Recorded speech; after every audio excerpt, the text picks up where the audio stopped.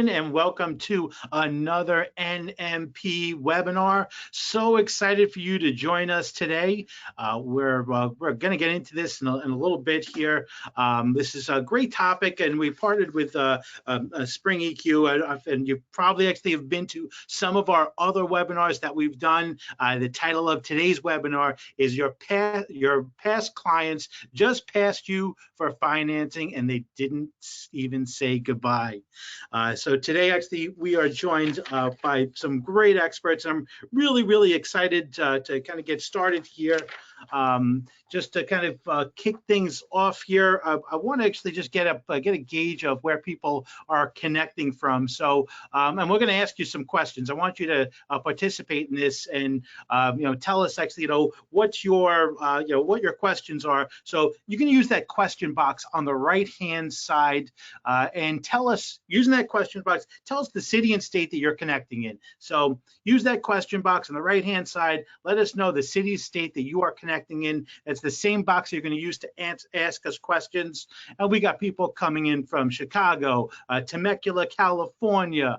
We got some people coming in from Cummings, Georgia, Danville, California. We got people coming in from Philadelphia, Libertyville, Illinois, St. Louis. We got Chandler, Arizona. We got Minneapolis going in here. We got Charlotte, North Carolina, San Diego, California, and the list goes on. So thank you, everyone. But again, use that question box to answer your questions. We're going to try to get to everyone's questions as much as we possibly can. But if we don't get to your questions live on this webinar, we will definitely get to you, following up after this. So to kick this off with me, we are going to start off with John Neihart. John, you there with us? Yes, I am, Andrew. Oh, fantastic! Listen, but before I pass this off to you, I got some polls I wanted to launch here. So if you wouldn't mind, I'm gonna ask a little poll, because I want to get an idea from the people that are on the call right now. I want to know, how do you stay engaged with your borrowers? So I'm gonna launch this poll. If you could tell us, after the loan closes, what are you doing to stay engaged with your borrowers? So we got CRM. Are you offering other products? Are you using rate trigger tools, whether it's Sales Boomerang or other tools like that? What are you doing to stay in touch with your borrowers after the loan closes? Using newsletters, holiday and greeting or gift programs? Let us know actually on the screen. Check as whichever ones you're doing. Check those. I'm going to keep the polls open right now. About 1/3 of you guys have already voted. We're going to keep this open for another 5 seconds.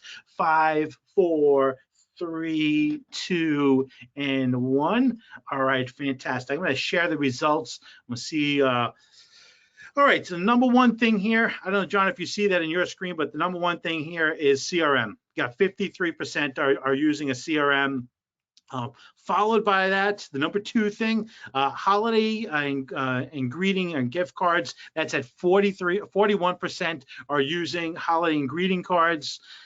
Following up that, it's newsletters, then rate triggers, and then only 12% are offering other products. Only 12% right now are offering other products. So, listen, speaking of other products, I'm curious about this. I mean, right now, from the people that are on this webinar, are you currently offering second mortgages? So if you could let us know, are you currently offering second mortgages? So just tell us right now.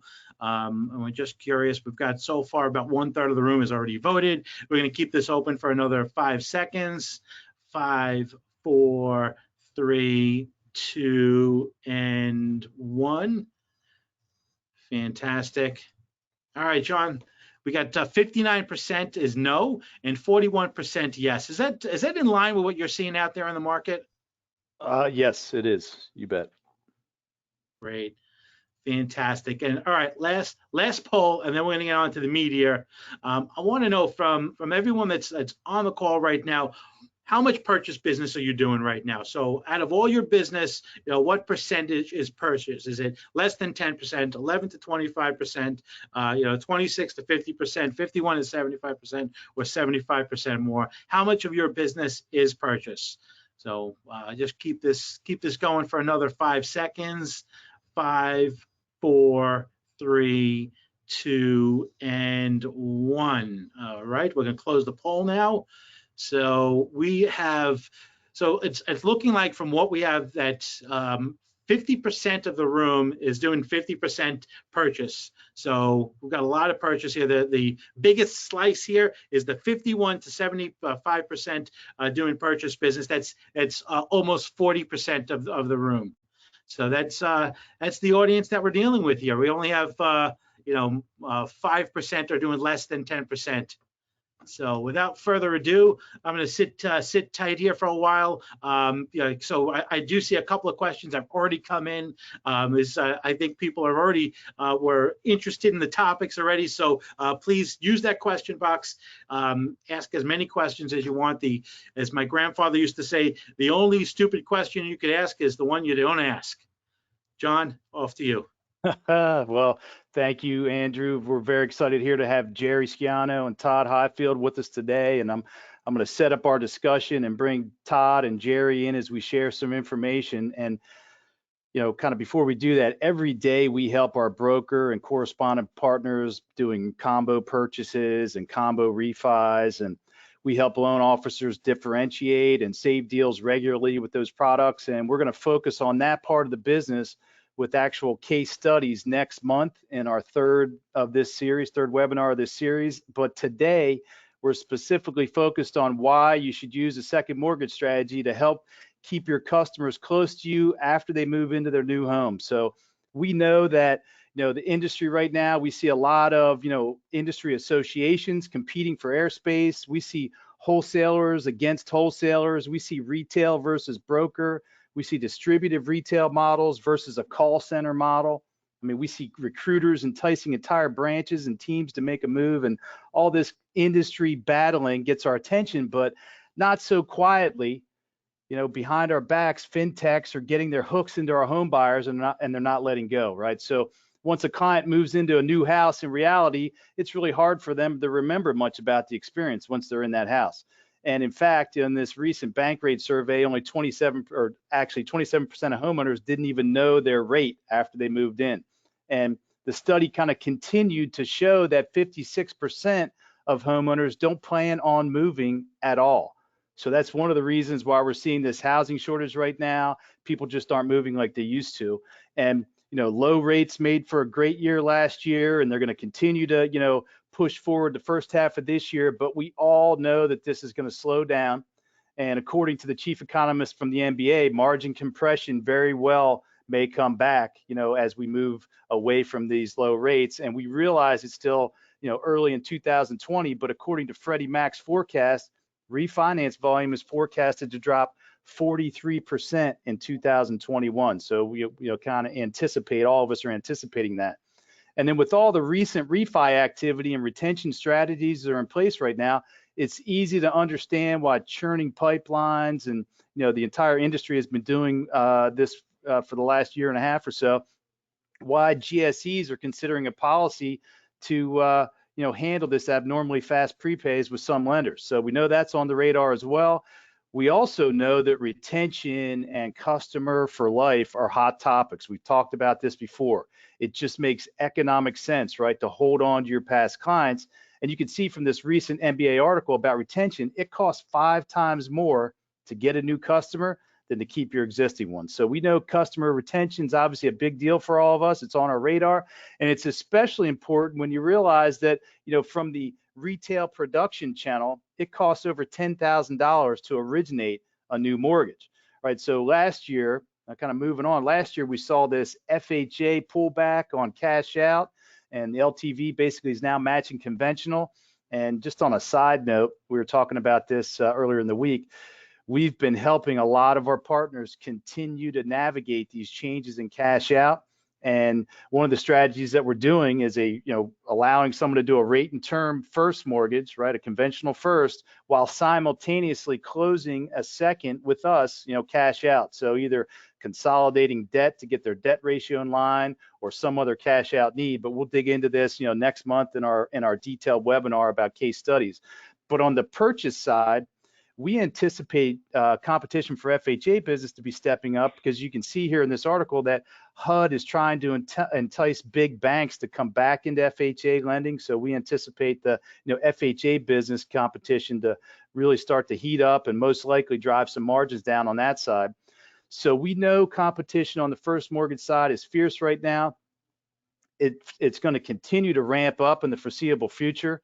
There are only a few people in this industry that understand TPO or third-party originations, like Tod Highfield, who's on the call. And Tod, you started your career in home equity.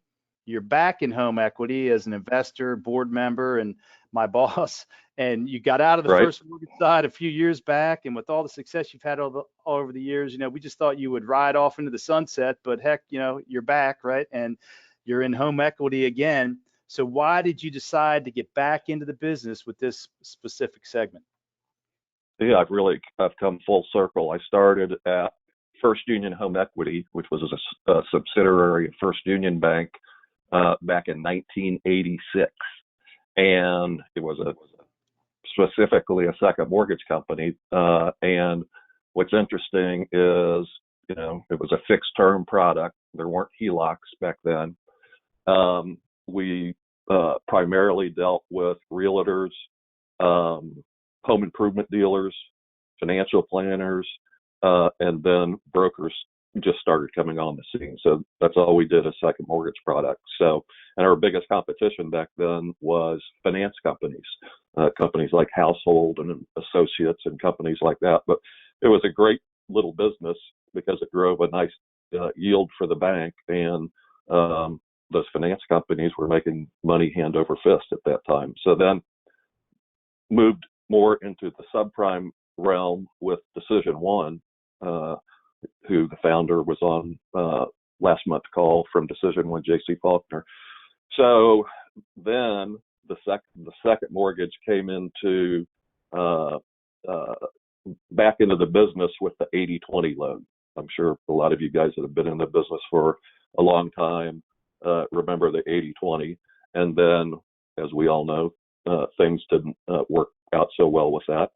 So then I moved over to Quicken to start their division, their wholesale division, and we didn't offer second mortgages at all.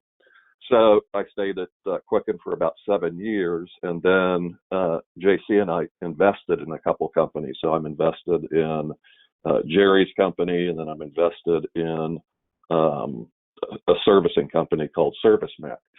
So I became a board member at Spring EQ and got to know Jerry. We've just been acquaintances over the years, but really got to know Jerry. And he said, Todd, it's obvious you're a lot smarter than I am. So would you consider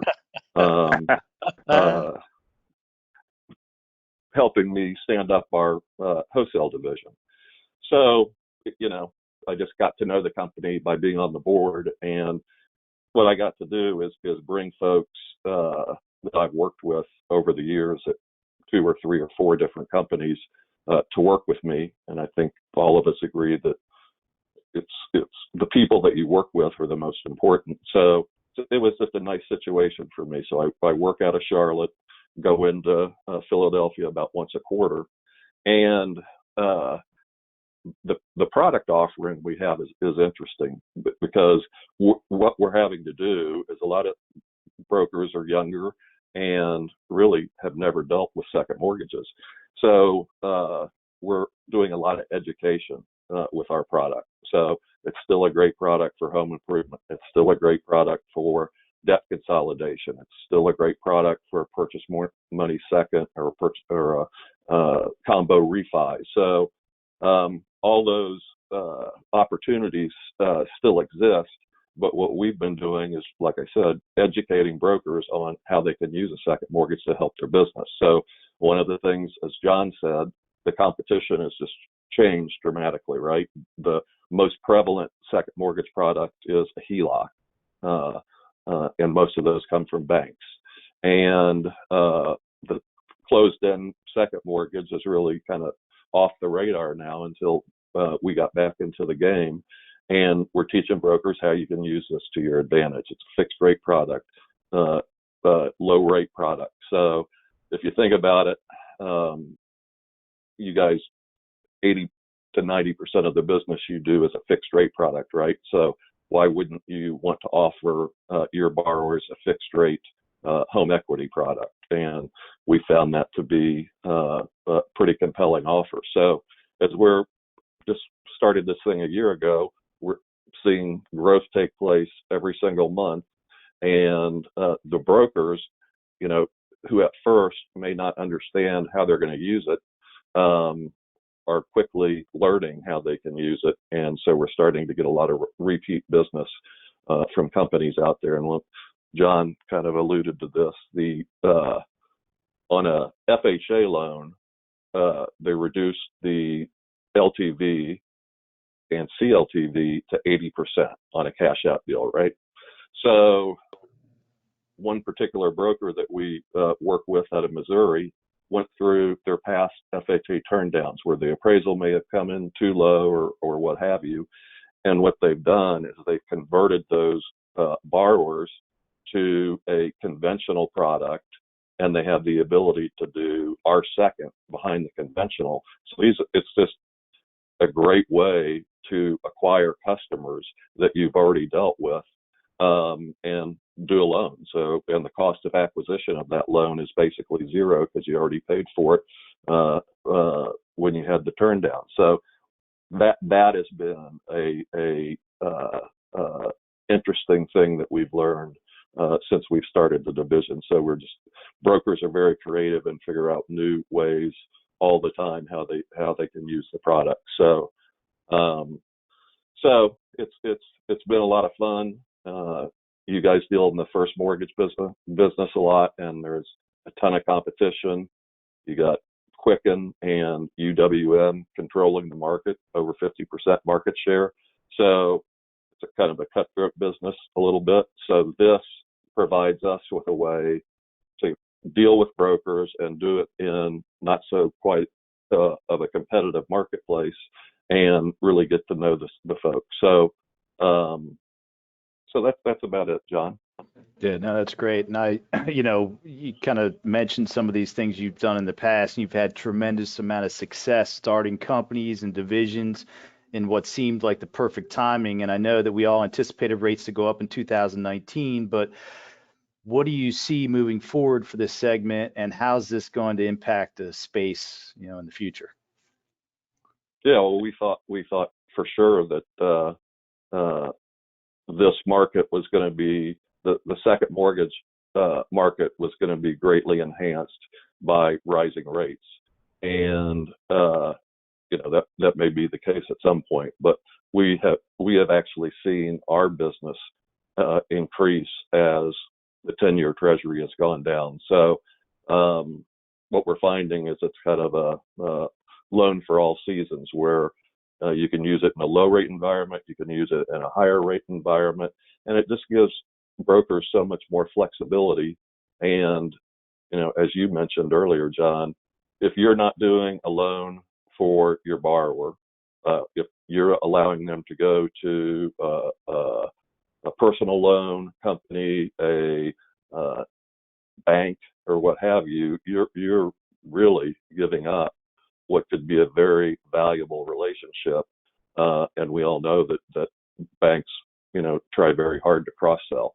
So I think the business is going to continue to improve, and we're at record equity right now in this country. So tons of opportunity. And when rates do tick up a little bit, the people aren't going to want to touch their first mortgage. So there's opportunity in this rate environment, and there's opportunity going forward as rates increase. Outstanding. All right. Well, I appreciate your insight as always, and I'm going to bring Jerry into discussion here in a minute. But in previous discussions, we talked about the customer lifetime value, and one of the most important parts of this value of your business long term is holding on to your clients, right? And Todd just talked about that. Being on the mind of your clients when they have the opportunity to refer a friend or in the market for another house or another mortgage. It's what we all try to accomplish, right? And because we only offer second mortgages here at Spring, we're in a unique position to see what happens after someone moves into a house, right? Part of our mission is to provide, one tool or avenue for mortgage companies and LOs to support that fight against, disruption and other companies stealing or taking their clients. And so how does this, overall customer for life strategy, how is this affected? So during the origination process, we tell customers, don't take out any new debt. Don't buy a new car for that new driveway till after closing. Don't buy any new furniture till after closing. We're practically pushing them away from us and towards other financing once they move in.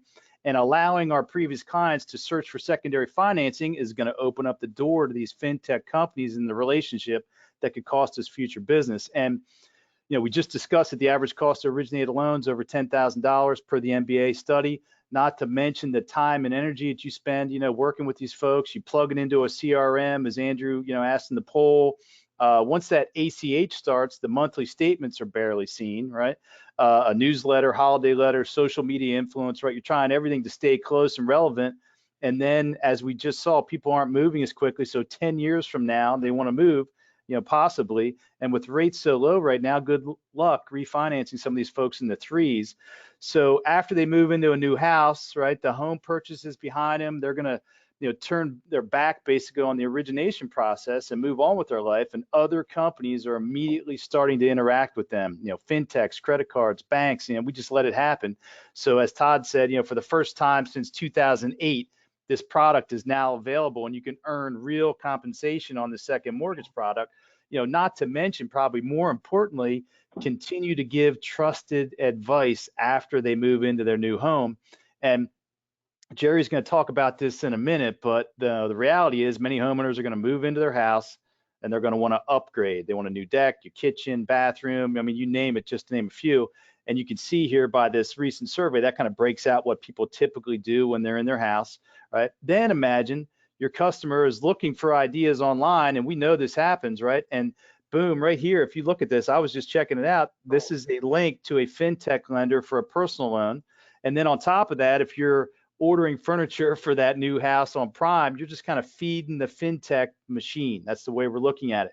And it's not just our business that they're coming after, right? All financial segments are under this extreme pressure from the fintech companies. They've been trying for years to get a fintech banking charter.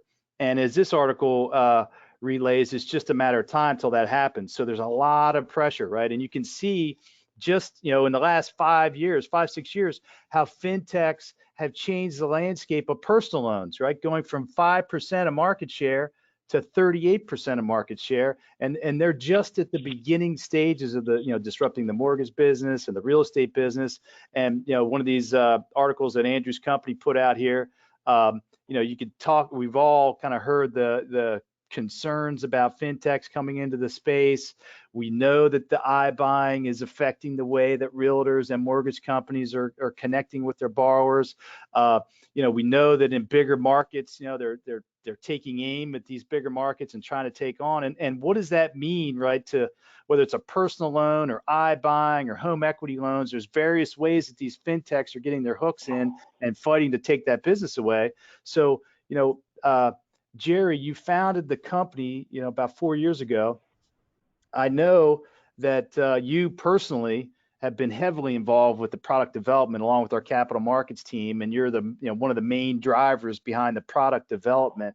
And this product continues to improve, considerably over the last year since I've been here. It's evolved.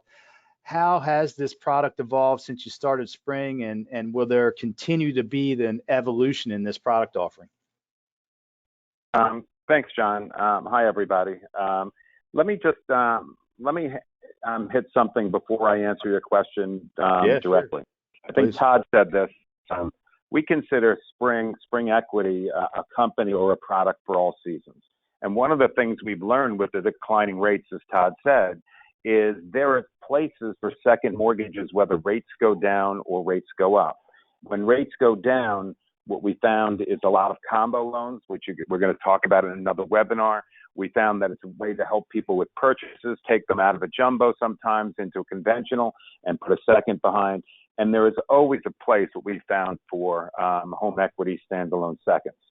What we have to do is learn who our competitors are. And our competitors just aren't the mortgage company we know or the bank we know. Our competitors are, John mentioned it a few times, the fintech companies.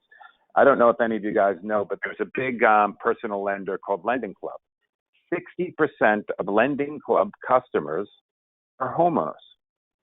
Whose customers do you think they're lending money to? They're lending money to your customers. And what we have found, when we talk to some people, they say, boy, we're just too busy for second mortgages because right now the refinance boom is here. And while I understand that, what I would say is you've spent up to $10,000 to get a customer. That's a lot of hard work to get a customer interested in doing business with your company. And then based upon the survey, you kind of give up and say, I'm not going to offer any products to these people. So what happens is they do go out, and we know they go out because we tell them, as John said, not to purchase anything and buy all these things. They then buy them a lot of times with the money supplied by fintech personal lenders and banks. Todd said it. When a bank gets your customer, they don't say, we're just going to deal with our products. They try to disrupt your relationship with the client. Our product, we hope you guys realize, is a way to keep you in touch with the clients. In addition to just sending customers newsletters, which is really nice, we think it's important to talk to customers about something of value.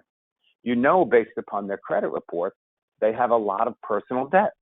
And we're asking, or we're trying to give you guys an alternative that says, once you get a customer, stay in touch with them. What I like to say is hold the serve. Don't allow somebody else to take your customer away from you.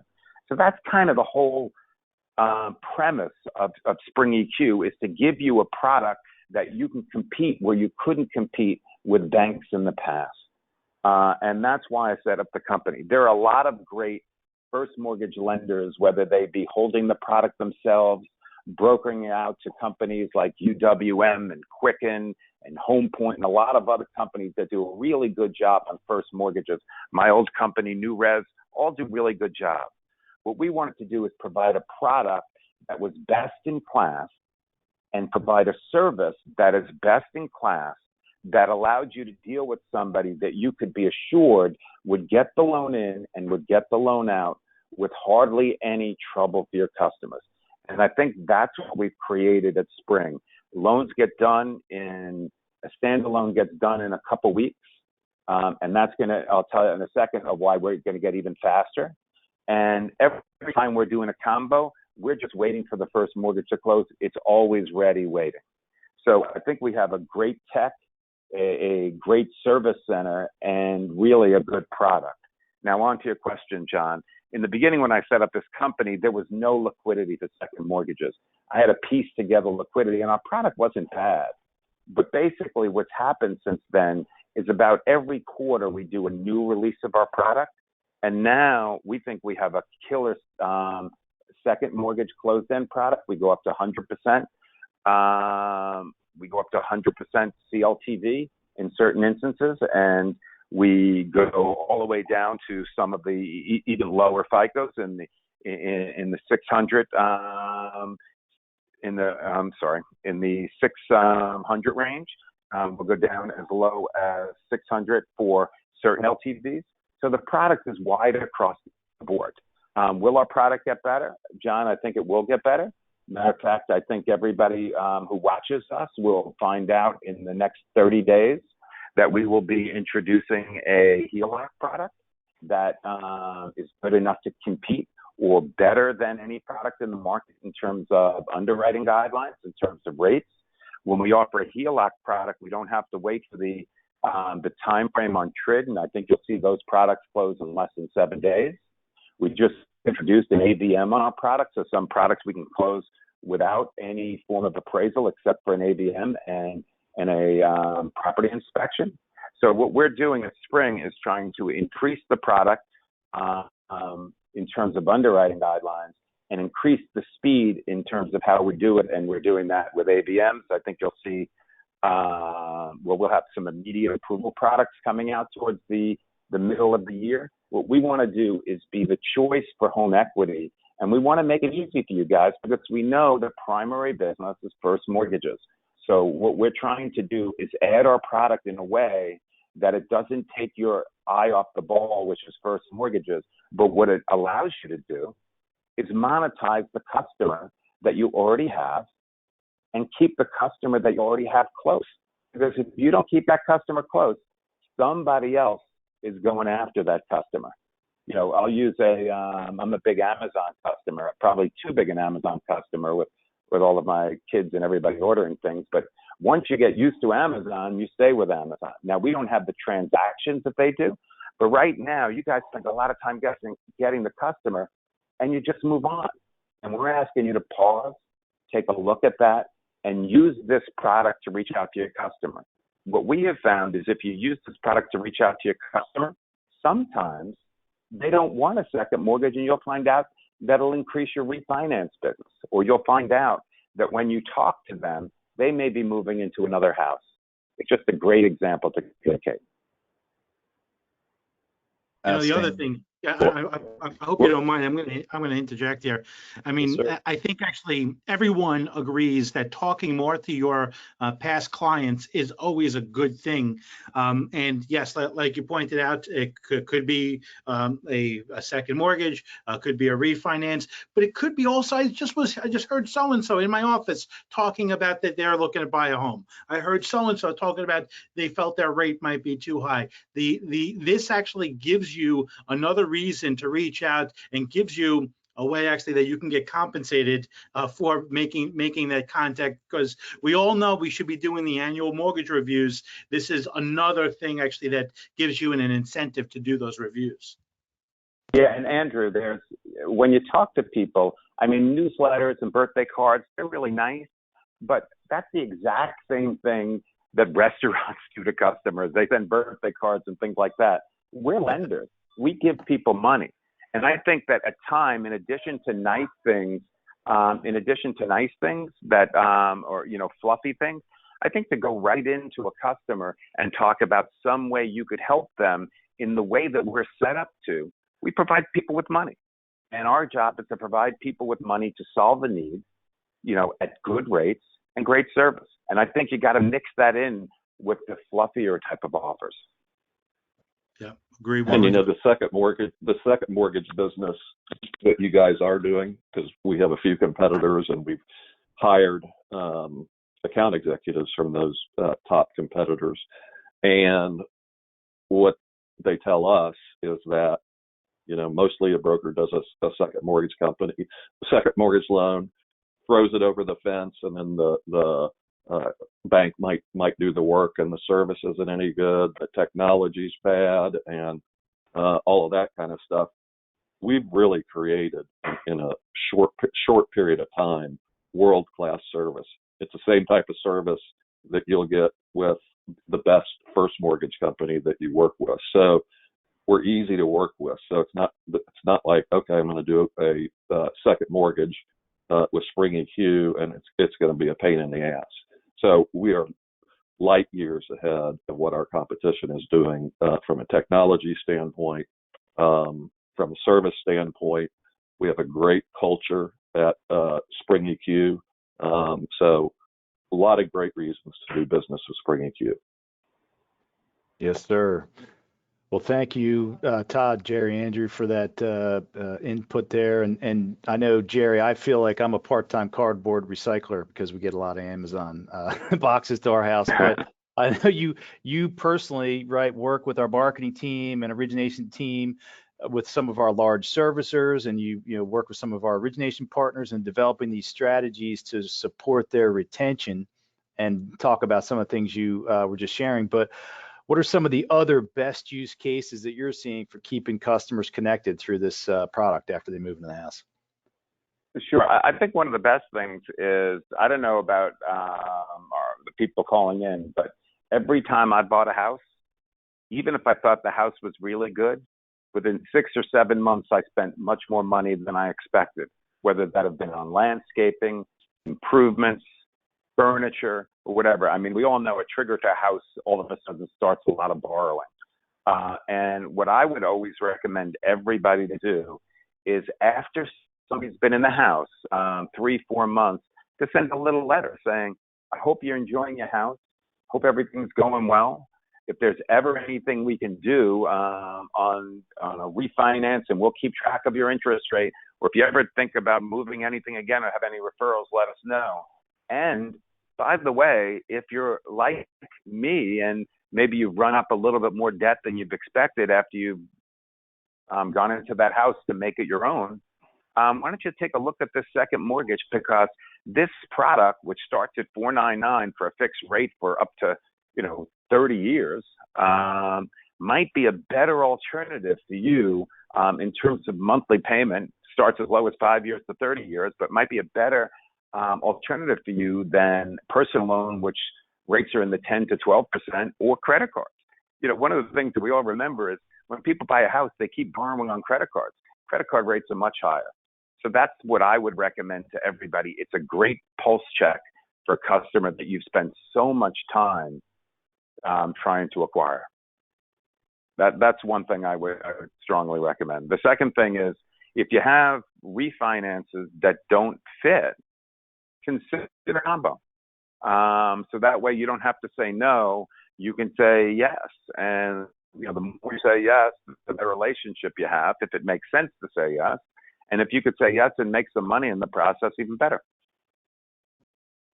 Absolutely. Great information. And anybody that's on the phone that's already approved with us, you can reach out to your AE to get some of those ideas, or next month, we're going to be digging deep into those as well on the next webinar.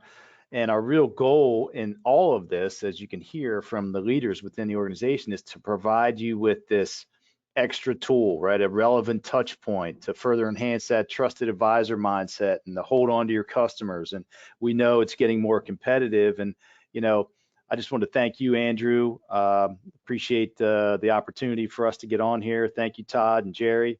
Andrew, I'll pass it back to you to wrap things up and go to questions if we have any. Fantastic. Yep, got a few that came in. So, all right, I'm going to start off with, first off, guys, thank you so much for sharing your insights.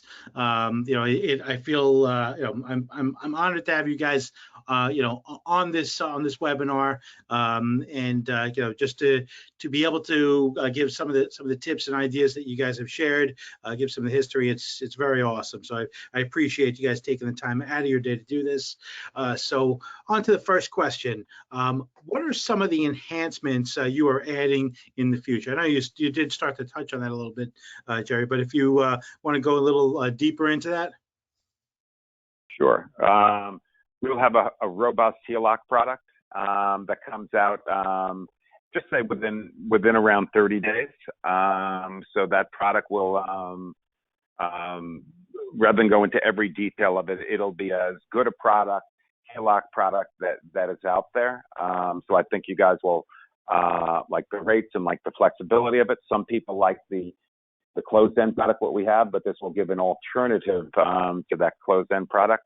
The second thing is we're spending, we have just increased our FICOs down to 600 FICO. So you'll see there's restrictions on CLTV there, but you'll see a more robust product offering in terms of where it goes down on FICOs. And in some of the LTV buckets, we've increased each bucket or almost every bucket up. And I would see your spring EQ account executives. In addition to that, for some of the mortgage bankers out there, we will be rolling out within the next 30 days a correspondent program.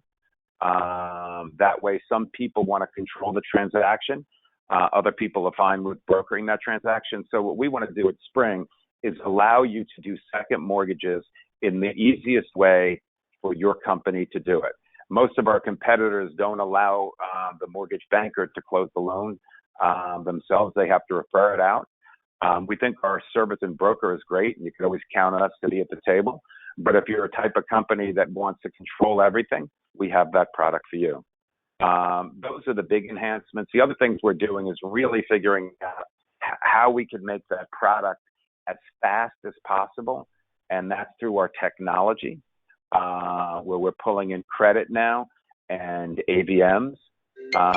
So in many instances, we will get almost like an agency waiver. In many instances, you'll see where we'll just accept an AVM.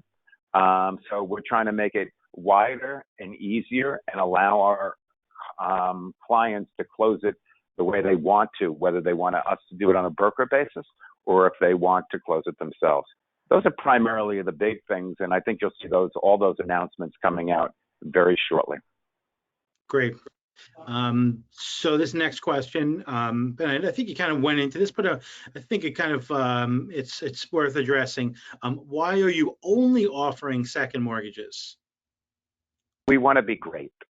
And when I was running New Penn, now New Bez, I had home equity on my list, and a lot of companies have home equity on their list. And the thing about home equity, because they're a smaller loan size, you have to engineer it differently to make it successful. And what I found is running a large first mortgage company, it was hard to really do that with the tech. So what we figured is there's a lot of people, some great companies out there that deal with brokers and deal with correspondents to provide great liquidity on first mortgages. There is not a lot of liquidity on second mortgages, and we thought if we were all in on this, that we could provide the greatest service possible. And I think that we're still a young company, but we're so proud of our service. We get so many different accolades from our customers. They can't believe how easy it is. We have a great online score for our MP score. People, they like the process because we're fast. And one of the things I find out in mortgage lending, if you close a loan in a couple of weeks, customers like you. If you close a loan in 50 days, customers like you less. So we figured if we went all in on this and focused all in on technology, we could really add something to the market. Todd has had a lot of experience. I've had a lot of experience, John, in first mortgages. And could we do that? Sure. But I think we would be a me too. And we want to be the place for people to go. That's fun. So you talk about timing. It's like you queued up our next question. How fast can you close second mortgages? A standalone, I think by TRID, the quickest you can close it in 12 days. If the customers provide their income what we look for is income documentation, a copy of the first mortgage statement, homeowner's insurance, and a license. If we get that information from a broker up front, there's no reason why that loan doesn't close the earliest it can in 12 days. Our average loan closes in 8 days, mainly because we're waiting for the income documentation or we're waiting from the homeowner's insurance, but mostly it's income documentation. A HELOC loan, 18 days, right, Jerry? 18 days. Sorry. 18 days. Sorry. Thank you, Todd. A HELOC loan, HELOC doesn't follow TRID. We think those loans will close within 5 to 7 days when we announce that. Now, a lot of times on the combo, we're waiting for the first mortgage. So what we do is we hurry up and wait because we don't want to get in the way of the big transaction. We want to facilitate it. Got it. Great. So, and I don't know if you guys are going to even be able to answer this, but this person wrote, sounds great, but I'm not licensed for seconds. What do you offer in that case? I'm just wondering actually if there's if you have any insights on someone who says they're not licensed for seconds. Yeah, I can take care of that. Great. Go ahead, Jerry. If you No, you got it. I was just going to say, so whoever that is can reach out to me directly. I can help you with your specific state. There are a couple states, I think, that you have to have a specific second mortgage. I can show you the Michigan's one of them, John. Yeah, Michigan, and I can show you the links within NMLS as to your specific state. So happy to help. Let me answer that, John, in a slight different way. Yeah. Some customers who deal with us who don't have a second mortgage, or some customers don't want to get involved in that, we have a referral desk where they could just refer that customer to us. They can still keep in touch with the customer, but clearly because they don't have a broker agreement or they're not licensed, they won't get paid on that transaction. But we see regularly a number of referrals each month. And if you have a customer that you can do the first and refer the second, that's a great thing to do. You're not going to make money on the second, but it will save you money on the first. And we see that happen on a regular basis, Andrew. Okay, fantastic. And for the person who did just and ask that question, I'm going to be hitting you in the chat box, John's email address.